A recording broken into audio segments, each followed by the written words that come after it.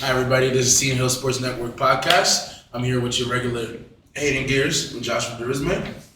And today we have a lucky guest star, Elijah Nelson.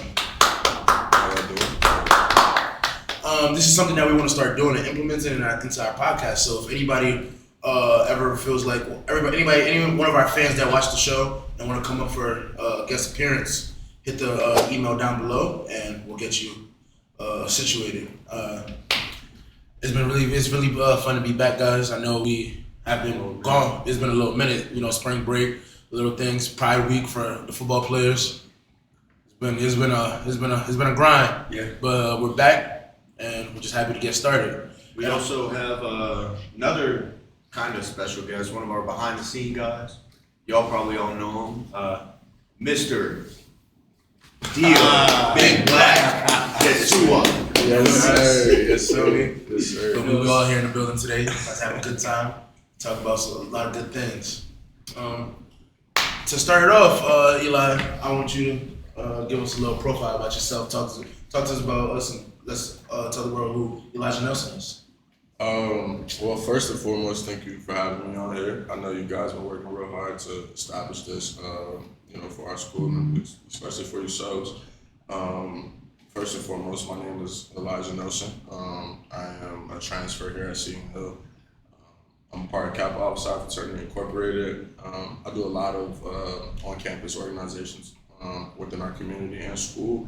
The biggest one we have right now is Project Home. It's a diversity, equity, and inclusion-based organization that focuses on putting, us in situations like these where we can have these conversations, be able to be brave and have that safe space. I used to play football. I kind of stayed around the football world for a little bit and kind of, separated myself from that after I figured out kind of where I was going with myself and where I wanted life to go. So that's really the biggest thing right now. That's pretty interesting. One of the things you talked about was Project Home. I've always been interested. I've always had that notice of what you guys do. What's probably the biggest thing, or one of the greatest things that you guys have probably talked about, discussed, and kind of put together? Just one of them. I know y'all do a lot of great things. As of right now, we're doing this thing with equality. We're doing a lot of minority things, a lot of things dealing with race, ethnic, gender, sexuality, because we don't want to be biased to just one group. We want to be able to open that door for everybody on campus to have that opportunity to be themselves, to live out their truth, and just be comfortable in their own skin. Actually, it's crazy that you say that because we have an opportunity opening up for the next cohort, and we're able to select 3 people to bring to us that we think that are good candidates for this. It's also scholarship based.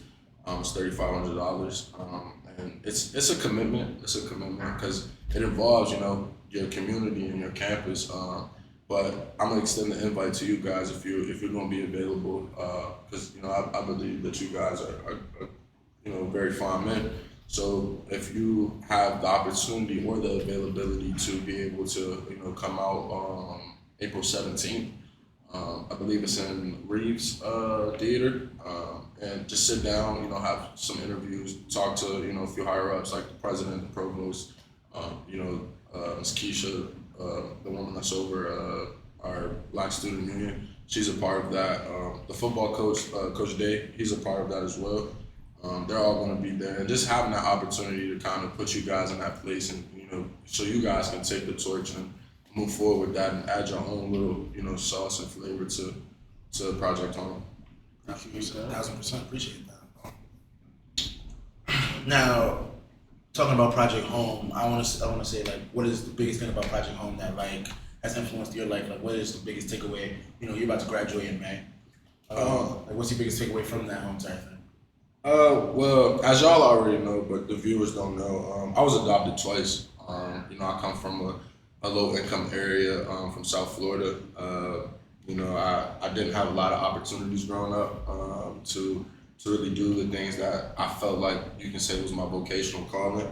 But being able to put myself in these rooms and on campus and in front of these people who have the ability to put you in positions to win, I think the best thing that comes from this is being able to have a close relationship with your student body, your peers, your administrators, people that have that sense of equality, that sense of change, that wants something to be different. We're focused on not just race, we're not focused on just color, we're not focused on just sexuality, we're focused on people of all walks of life. So if you have the ability to want to change, be an advocate, or do those things, it's like we're welcoming you, we're allowing you to be who you are, to state your opinion, to voice yourself.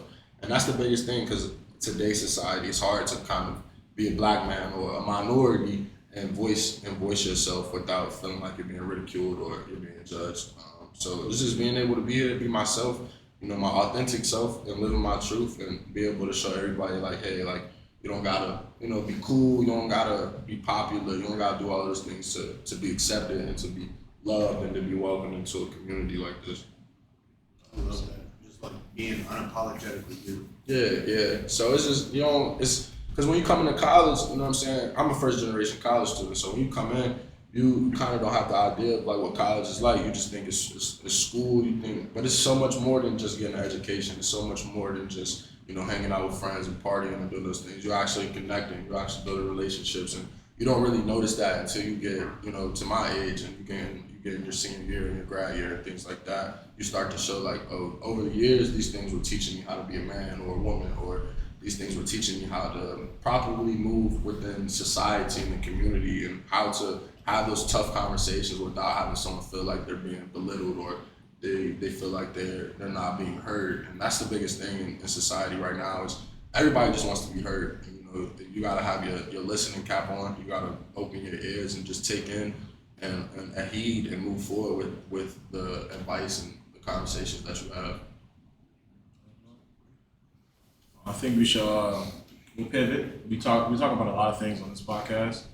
Today's I've been thinking about this really a lot since I think last week when I heard about the whole John Morant incident of him like doing the things that he does.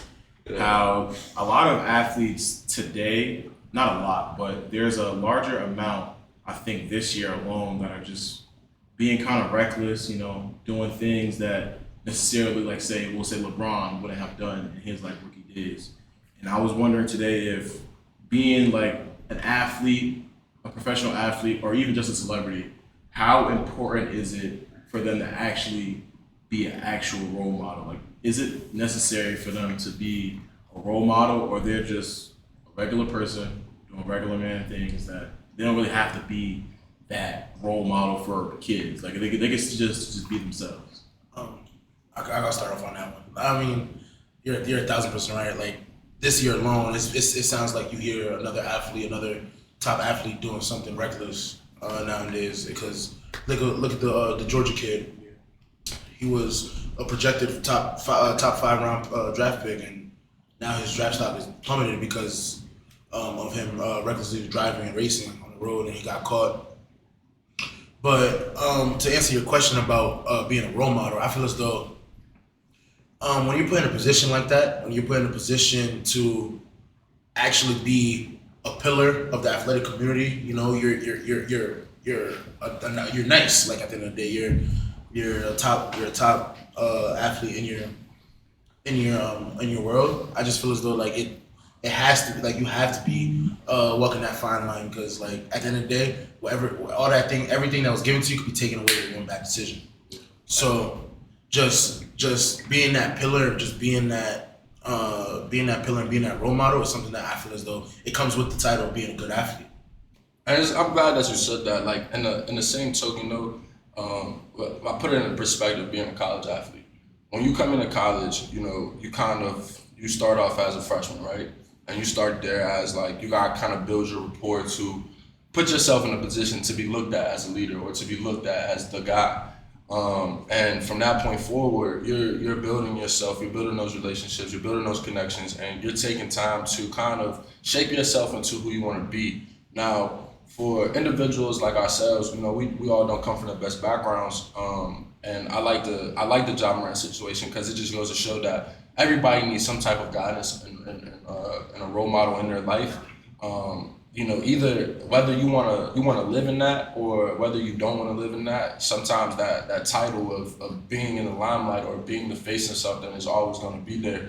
For instance, like I'll take like social media for example. Like it's so impactful and it's so powerful because everything that we do now and everything that we're working towards is to get gratification. And if you don't have that instant gratification or you feel like you're not being accepted within your circle, you're going to do things that are going to lead you into the wrong direction. Now, do I think him flashing a gun and things like that may be his background, that may be his, where he came from. We don't know the full story and we don't know him as an individual. We just know him as a basketball player and the things that he says. Now he's done way more good than he has done bad. And it's just that one little thing will always be a detriment to, the rest of your success. And they'll always talk about the one thing that you did wrong. And it sucks because, social media, again, is just you're able to go back and replay that. You're able to go and search that and see, like, everything that they've done.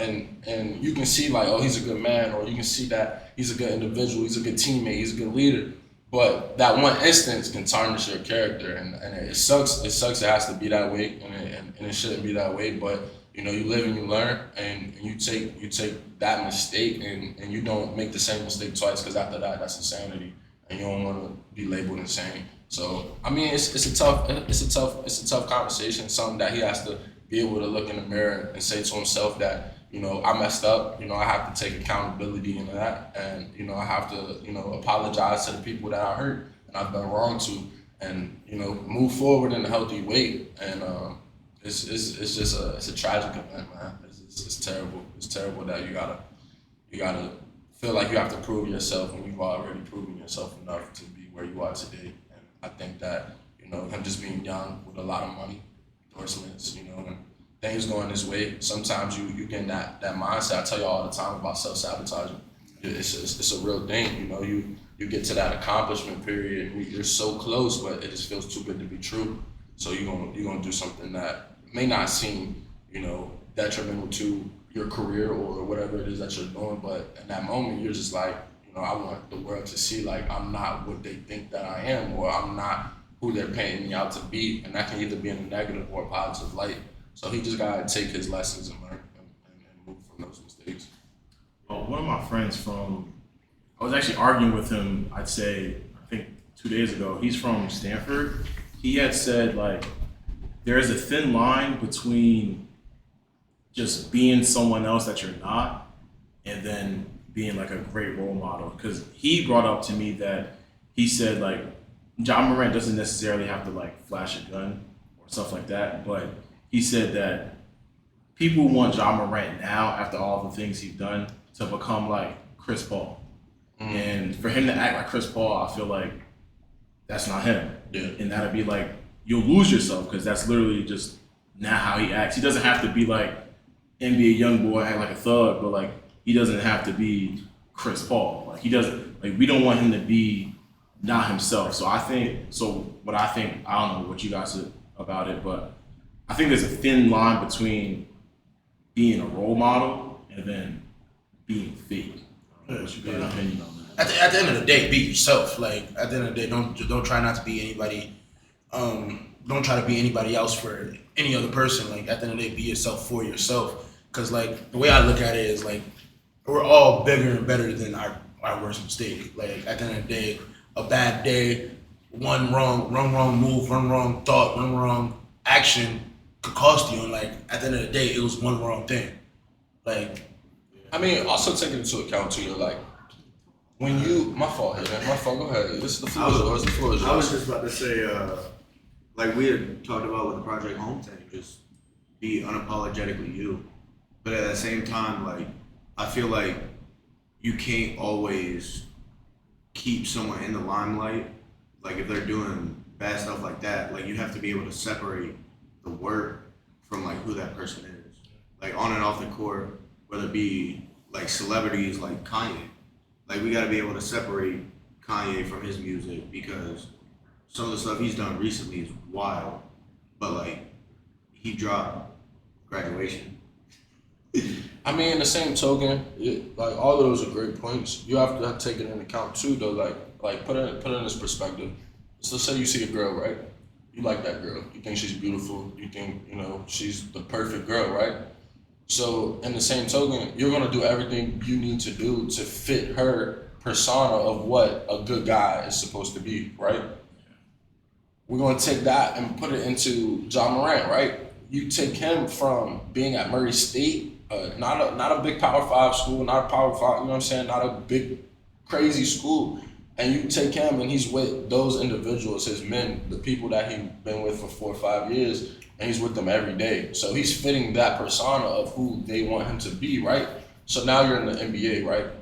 You got the Warriors, you got all these teams that they're having this unnecessary beef with because they're trying to fit that persona. They're trying to fit into that world that they're being labeled. It's like, you guys don't gotta be that. Like, it's okay to be the villain, but you don't have to go out and actually like commit that crime. Like, you don't have to. There's other ways to cause havoc than it is to put yourself in a position to lose. And I think that's the biggest thing. Like, especially with his team, he's not. Everybody is feeling like they have to prove a point, and when you have to feel like you prove a point, you'll never prove your point because you're always trying to do more to put yourself in that situation to seem like you are worth more than what the situation is offering. So, yeah, that's pretty decent. Another thing we want to talk about today, we'll move on, is the bonds, relationships, and just the overall, like, the idea of like the athletic relationship, like who these athletes or professional athletes are dating. The thing that really brought up this whole topic is the rumored Andrew Wiggins story that his, is it girlfriend or wife cheated on him and then had their baby, who he thought was his this whole time, but it could be rumored that this baby is actually fathered by one of his best friends. And I want to start it off by saying, is this why he's been out? This is rumored. Look, and they say men are toxic. Me personally, I don't believe the story because it got posted on TikTok by a bald dude at Burger King. Like, no credibility, no prior knowledge to anything. And at the same time, if you look at if you look at pictures of him and his child, you could tell that is his child. Oh, like is his very first child? Like, I think they have. I think they have 2 children. It's like a recent child, or is like old? It's actually a recent child. I thought it was an older one. I thought it was the most recent. I don't know the whole story. Yeah, I don't know the whole story. I just But like, if see you look at him and the older child, like they look.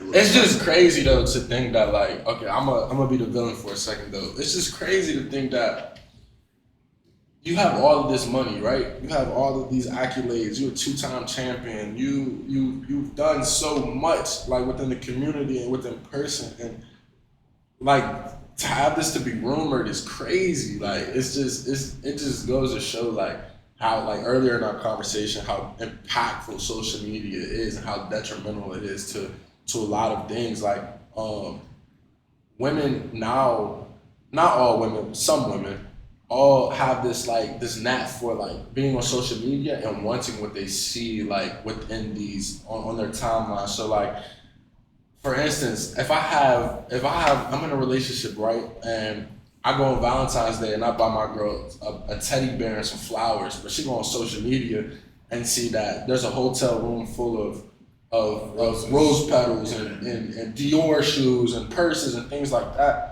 Now, automatically, what I've done has been minimized because in the back of her mind, she felt like I can do more because, like, that's what she's receiving. But this is reality. This is life. I wouldn't say every single girl is like that, and I know you said not every girl is like that, but I mean, I do see there's a big part of that, like, oh, this big rapper is able to give me that stuff. Why can't you get me that stuff? Yeah. This D1 athlete was able to do this for his girl. Why can't you do this for me? Like, I understand that.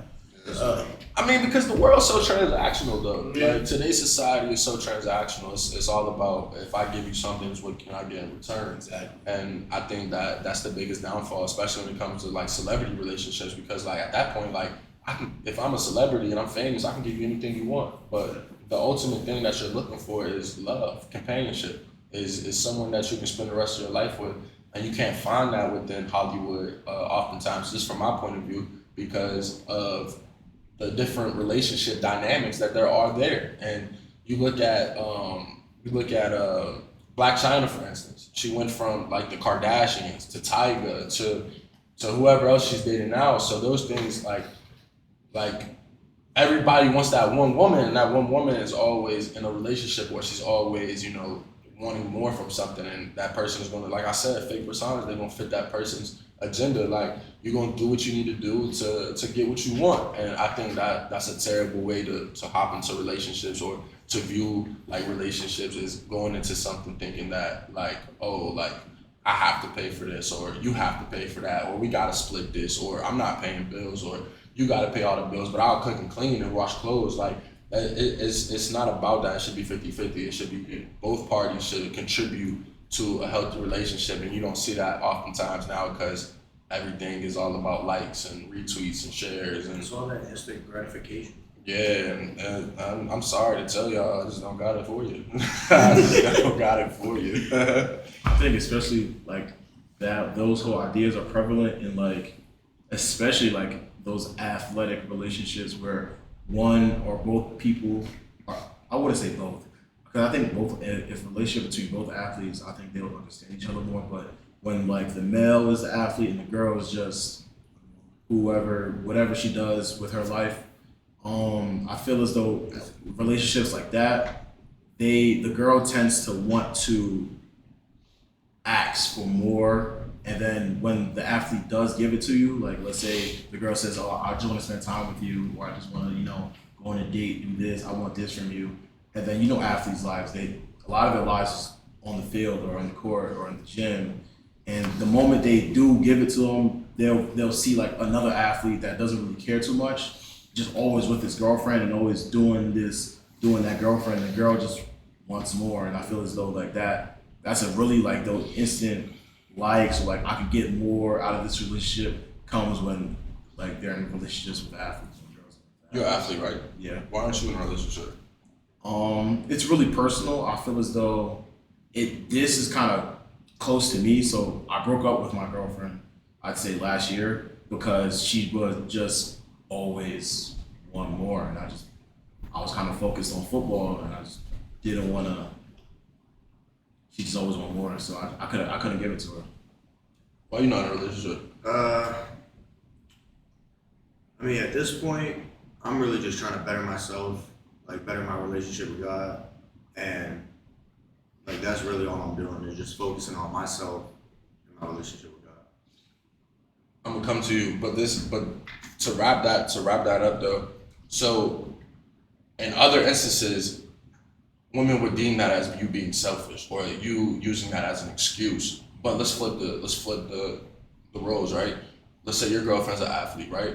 And you want more, and you want things of that nature, and it's just like, no, but you're asking for too much now. Like, you are doing too much now. So I think that the biggest thing, like when it comes to that, is that there isn't that middle line where there is an agreement to, I understand that you have to do these things in order to, because I've been in a situation before, or I'm in a situation before that, it's crunch time. It's you're in grind mode. You're doing things that you need to do to set yourself up to be successful. But oftentimes it's like, but I would want to share that with somebody.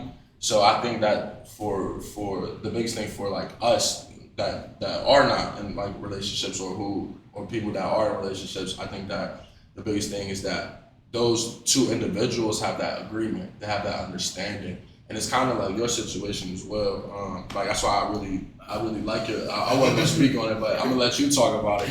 But I really like your situation, because you can see that there's an agreement right there. You can see that there's that middle line of like understanding. But of course, there's ups and downs to that. I understand where you guys are coming from. That there's a she wants more. There's a you want to better yourself in the situation, so there's no reason for the relationship at the moment. But when it comes to me, I've been in a 3-year relationship, 3 years this past June, and at first it was more of like, bro, I don't know what I'm gonna do. I don't know how I'm gonna do this. But it was more of the mental change in my mind that said, nah, at the end of the day, I want to be with this girl. And I love football, but I also love her. But at this point, I need to make sure I'm better for myself. And we're gonna have to find a way that all parties involved get what they need out of this. There's no room for oh, you need this, you need that. Like at this point in our relationship, me and Jordan, like we're at the point where it's like, all right, let me break it down like this. You guys know, I'm sorry. You guys know it's a whole lot of processing right now. You guys know last October I unfortunately tore my ACL, and the road to recovery has been horrible. This has been like one of the worst. Not the like I could be going through worse. The way I look at it, I could be going through worse. But this is top tier. This is pretty up there. Is pretty bad. But the person that's been with me, if I never made that decision 3 years ago to stick with her, the person that's been with me more than anybody else, more than my family, they're gone. They're not gone, but like they're away. Their lives. They're living their lives. But the only person that stuck with me the most has been Jordan. Has been my girlfriend, and I'm so grateful for that, because if that wasn't the case, I don't know. It was a point where I couldn't walk up, I couldn't get to the bathroom, I couldn't do this. But now the whole entire script is flipped. Now I'm every Monday through Friday, I'm heavy training, I'm heavy doing rehab, I'm heavy getting back to where I used to be, and that comes with a sacrifice of lessen FaceTime calls, of lessen talking on the phone, of lessen us watching movies together when I'm out there. I'm trying to get my body back for this upcoming season, and I don't think it's ever like, damn babe, like you're not talking to me. She knows why I'm not. Like at the end of the day, she knows that if at the end of the day, I made the conscious decision that I want to be a college athlete, that I want to be great, I want to be the best I can be, and she has to be okay with that, because that's one of my dreams. And like, we're not going to sacrifice anybody's dreams, our own personal dreams, for each other. That's just, we came to that agreement. So with that being said, we just realized that like, at the end of the day, time is something that could be sacrificed in this moment, because we have the rest of our lives to live. So hearing that, I got a question for all y'all. So hearing that, do you think someone's too busy for someone? Like, do you think someone's schedule is actually too busy to really like sit down and have a conversation at least once a day? I think there's never truly anyone too busy for someone. I think there is that situation where the time that you're free is a kind of weird time. Like, I would say for me personally, this semester has probably been my most busiest, even though on the paper it doesn't seem like it, because I only have 2 classes. But now I've taken on the responsibility of doing the sports network. I have committed to being a photographer this semester, trying to improve on that skill. I've also committed to being a videographer for like the school. So like now I'm doing a whole lot more, and I'm also still doing football. I'm still going to lift. I'm still going to practice. I'm still doing those things. And now my days are like, I wake up, I get ready, I take my shower, I get ready for the day. I pack my bag with everything I'm going to need for the day, so that I don't have to return to my room until like 7 o'clock at night.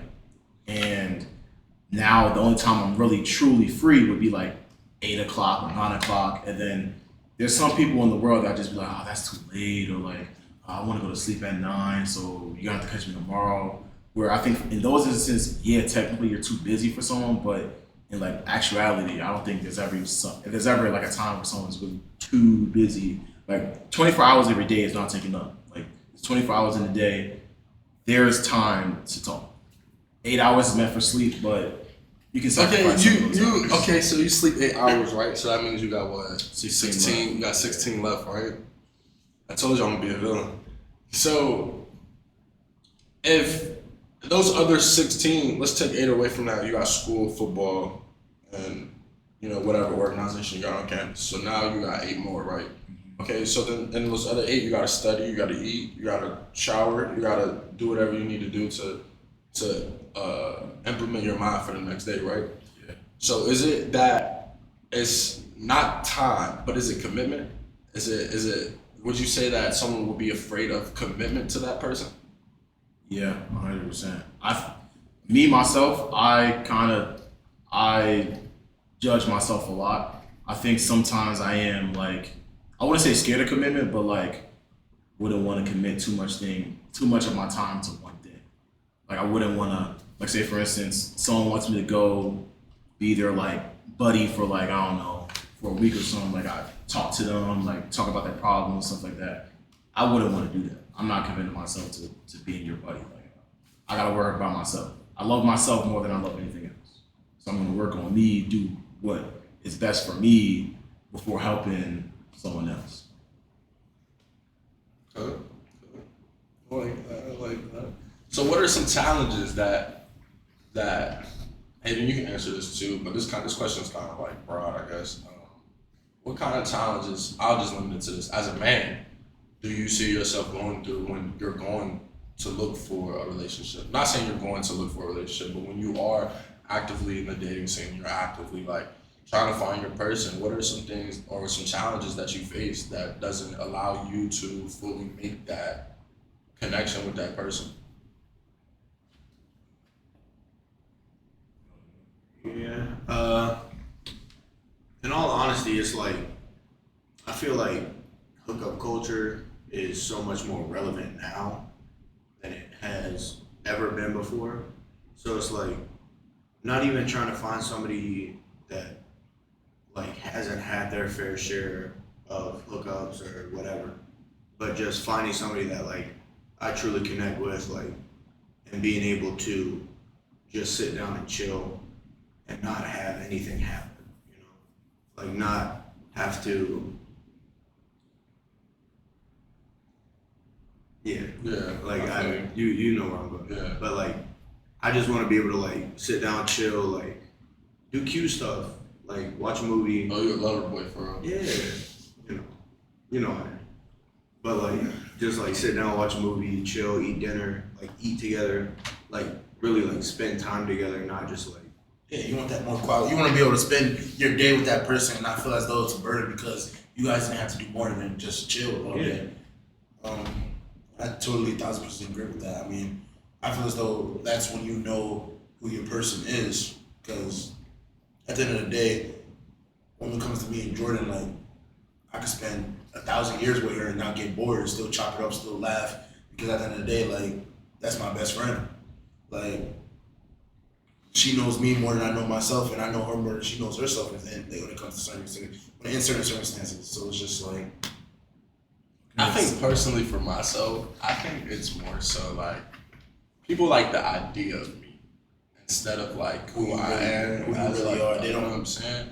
And I think it's that it's more so like they want like the idea, but they don't want like what comes with Elijah now. You know what I'm saying? And it's not like there's like I have like a skeleton full of closets. That's not the case.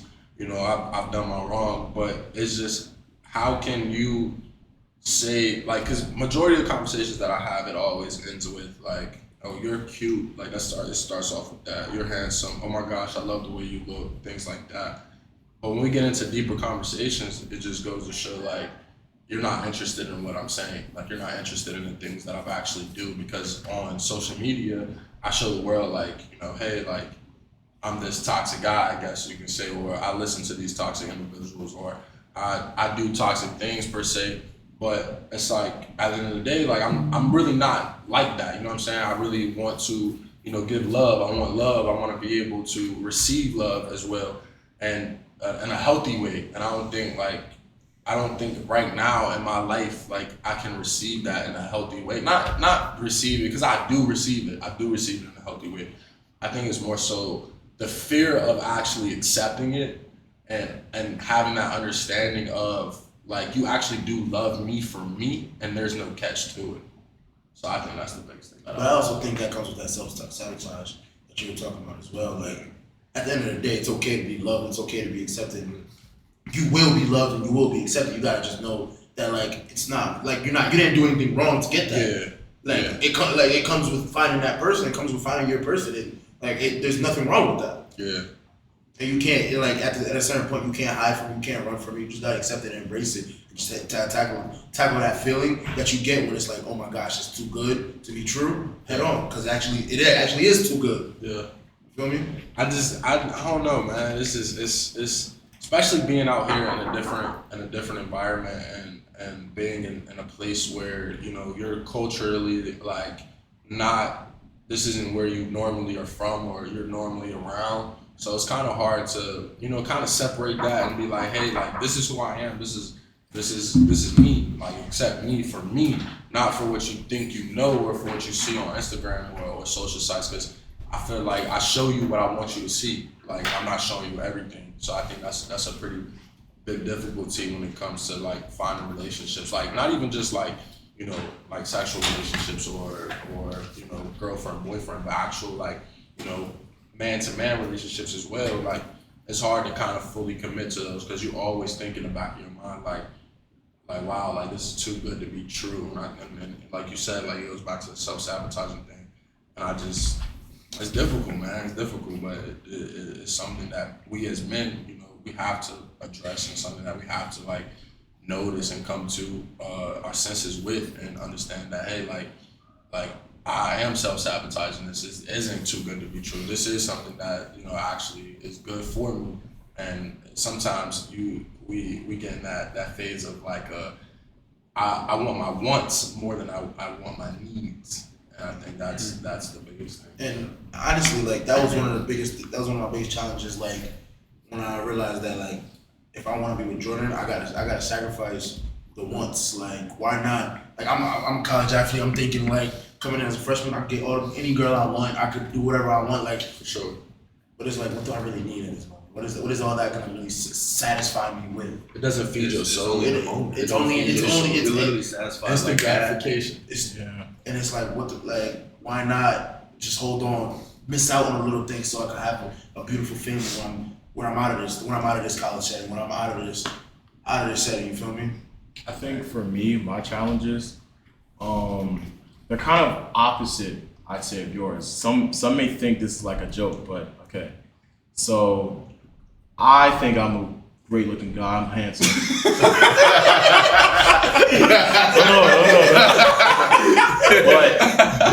But I'm not you.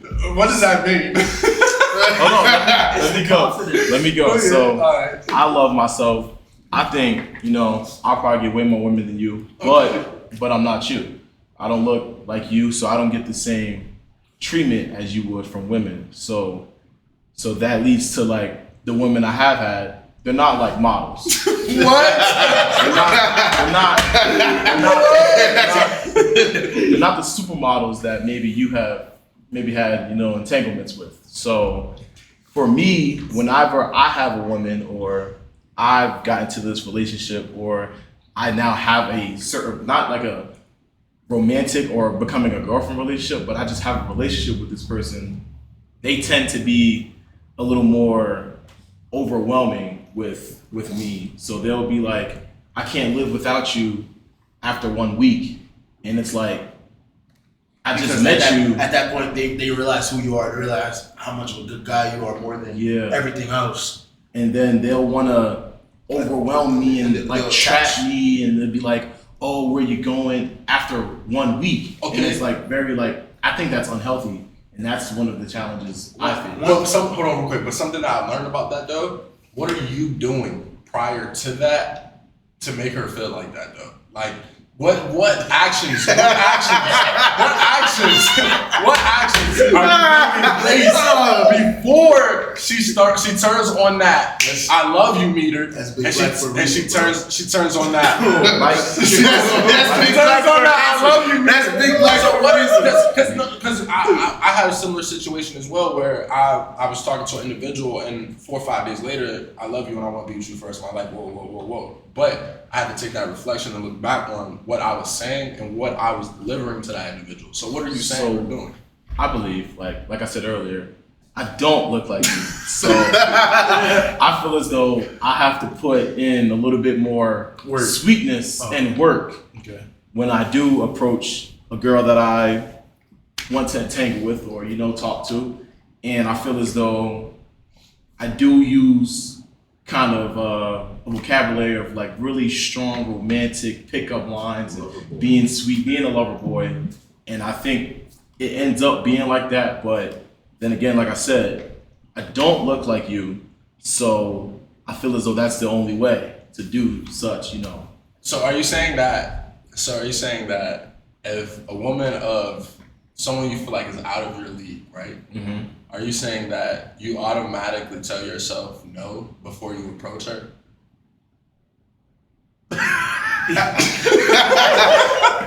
No, but like honestly though, no. But like honestly though, I feel as though where you're coming from is that there needs to be better boundaries set for like when you're talking to that female in general, like and better boundaries with yourself. Like you understand you can bring that sweetness, but like some of that sweetness don't gotta be used until month 3, month 5, a year from now. You feel me? Change the delivery. It's like it's literally how you pitch yourself at the end of the day. Like you don't have to go all balls to the wall for this one female to have her trapped up and have you feel as though you're suffocated, because at a certain point that's you're feeling like you're about to drown. You gotta pick your head up to breathe.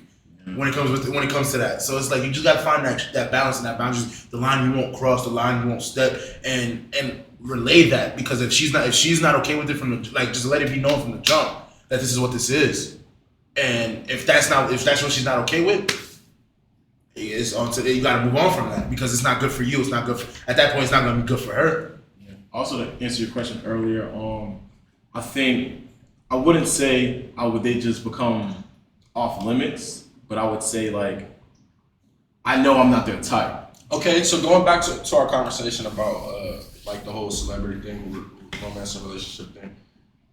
So why is it that you feel like you have to fit the mold or fit what society deemed as like handsome or him, or as you would say, me in a sense? You, yeah.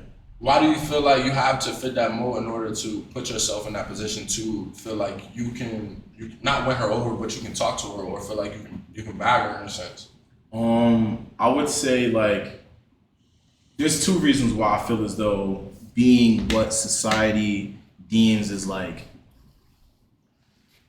irresistible is, one, you do get perks. There's a privilege of being the desired, taste.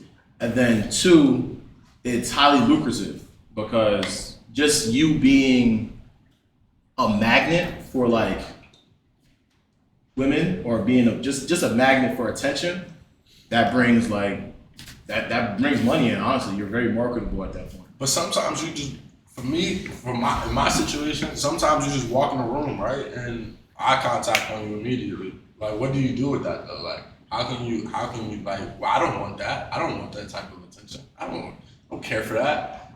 But I just think that like when it comes down to like, because even for myself, like when I was actively looking for someone, I used to like want like the IG model. I would want like the 80K, the 90K follower girl. Like I would want that. But after a while and noticing like you not saying you easy, but like that's you can get that anywhere, you know what I'm saying? That's nothing.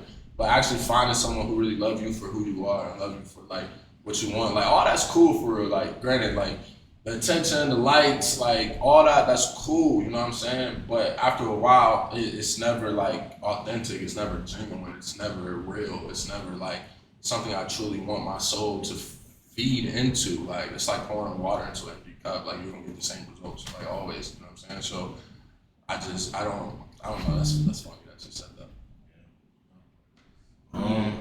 I was gonna just say, like, you were always talking, like, you just talking about, like, that self-love, that confidence. So, like, just have that. Just approach anybody. Be, like, because you yourself, you are approachable. Or I at least think you're approachable. Some people may not. I'm afraid of you. There's a large population that thinks I'm approachable. Okay, but just, like, if you see somebody and you're like, oh, she's pretty, just send them a compliment. Just be like, hey, I hope your day's going well. You are beautiful. Have a great day. Just for kicks and giggles, what's your best pickup line? Best pickup line? Yeah. All right. I think my best pickup line. I think it's a new one actually. I just started saying this recently. I think it's hey, what's up? You pretty or whatever. Kind of like to say you're pretty, you're beautiful, and then I say, hey, you good with numbers? And I say, I got 10 for you. That's time. Okay. All right. What about you, Hayden? What's your best pickup line? I don't got game. You don't got Hayden does not have no wrist, bro. So what do you say? What do you say to the jokes? He's just. I don't. You hello, my name's Hayden. Nah, he just have conversations with them and it just leaves there in the eye contact and the eye movement, bro. I'm telling you. I just got you toxic, I'm toxic, we the future, baby. Like, we the future, baby. I think that's a good note to end on. Thank you again for sure. Thank y'all for having me, man. Appreciate y'all. Y'all doing wonderful things. Thank you for stepping out on the camera. First time on the camera. I don't think anybody noticed, but I was nervous. It's like it's different being on this side of the camera in this seat versus over there. But yeah, this has been the SH. Hopefully he stays. I like Dio here. I like Dio on the podcast. I like Dio on the podcast. Hopefully he stays. At least the podcast. Maybe not Undisputed. Yeah. Because it's a little bit more formal. Yeah. But I like Dio on the podcast. Y'all was in here chatting. All right. I love this has been the SHSN podcast, and we're tuning out. Peace. Thank you, Rosalie. Love you. Love you. Like I'm running out of time, can't wait. I got a lot up on my mind, can't think. From where we started, came a long, long way. And I ain't stopping, I can't take no break. Feel like I'm running